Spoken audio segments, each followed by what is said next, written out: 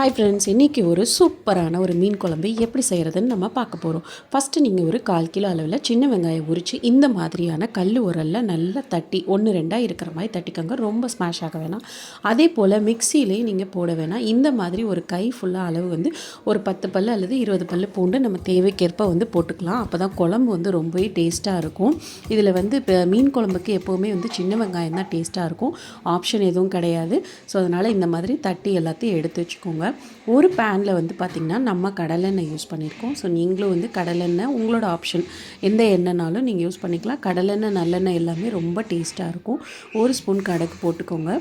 அதே போல் கடுகு தாளிச்சோண்டி வெந்தயம், சோம்பு, சீரகம் எல்லாமே வந்து பார்த்திங்கன்னா ஒரு சின்ன ஸ்பூனில் பொரிஞ்சு வர அளவு எடுத்துக்கோங்க.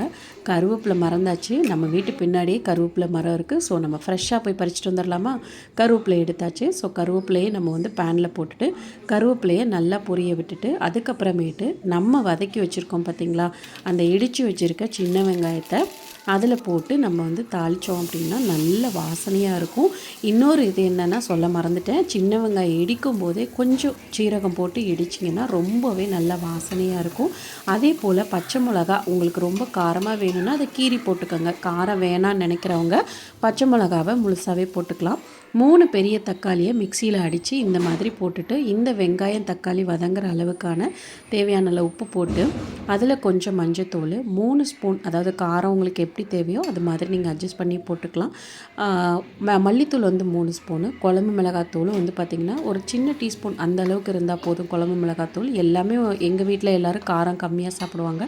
ஸோ அதனால் காரம் வந்து நாங்கள் சின்ன ஸ்பூனில் மெஷர் பண்ணி தான் எடுத்துக்கிறோம். உங்களுக்கு எப்படி தேவையோ அதுக்கேற்ற மாதிரி காரத்தை மெஷர் பண்ணி நீங்கள் ஈக்குவல் பண்ணிக்கலாம்.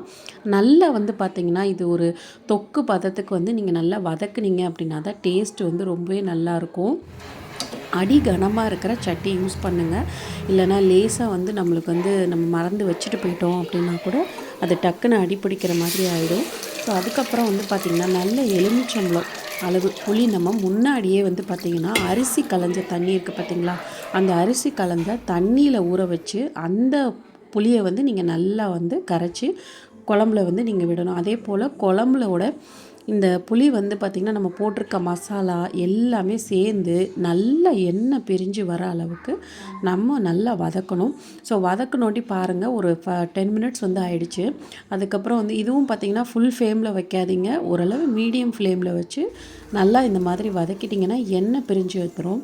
ஒரு அரை மூடி தேங்காய், சின்ன மூடி அரை மூடி தேங்காய், அதே போல் 1 ஸ்பூன் சீரகம் போட்டு அதுலேயும் ஒரு 10 சின்ன வெங்காயம் போட்டு நீங்கள் அரைச்சி அது தேங்காவை ஊற்றி நல்லா கொதிக்க வச்சுட்டு, மாங்காய் வந்து இல்லாத மீன் குழம்புக்கு கிடையாதுங்க. ஸோ அதனால் மாங்காய் பிடிக்காதவங்களும் யாரும் இருக்க மாட்டாங்க. வேறு ஏதாவது நீங்கள் காய்கறி ஆட் பண்ணணும் அப்படின்னு நினைக்கிறவங்க அதுவும் ஆட் பண்ணிக்கலாம். இந்த ஊர் பக்கத்தெல்லாம் வந்து பார்த்திங்கன்னா மாங்காய் தான் வந்து நிறையா போட்டு பண்ணுவாங்க, ரொம்ப டேஸ்ட்டாக இருக்கும். ஸோ கடைசியாக வந்து மாங்காவும் வெந்துருச்சு. நம்ம மீனை போட்டு நல்லா கைவிடாமல், அதாவது கரண்டி வச்சு நிறைய பேர் கிண்டக்கூடாதுன்னு சொல்லுவாங்க, சும்மா ஜஸ்ட்டு ஆட்டி விட்டு அதுக்கப்புறமேட்டு நீங்கள் வந்து மீன் போட்ட கொஞ்சம் நேரத்தில் வந்து பார்த்திங்கன்னா ஒரு 1 மினிட் 2 மினிட்லேயே வந்து நீங்கள் அடுப்பை வந்து ஆஃப் பண்ணிடலாம் தாராளமாக. ரொம்ப டேஸ்டியான சூப்பரான தண்ணியாக இருக்கும். பட் குழம்பு வந்து பார்த்திங்கன்னா அல்டிமேட்டாக இருக்கும், உங்களுக்கு சூப்பராக இருக்கும். கண்டிப்பாக இந்த ரெசிபி ட்ரை பண்ணி பாருங்கள். இந்த வாரம் சண்டே வந்து நமக்கு வாவல் மீன் கிடச்சிது. வாவல் மீன் குழம்பு, வாவல் மீன் வறுவல் வச்சு நம்ம லஞ்சை முடிச்சிட்டோம். ஸோ ரெசிபி எப்படி இருக்குது அப்படின்றத கீழே கமெண்ட் பண்ணுங்கள். தேங்க்யூ.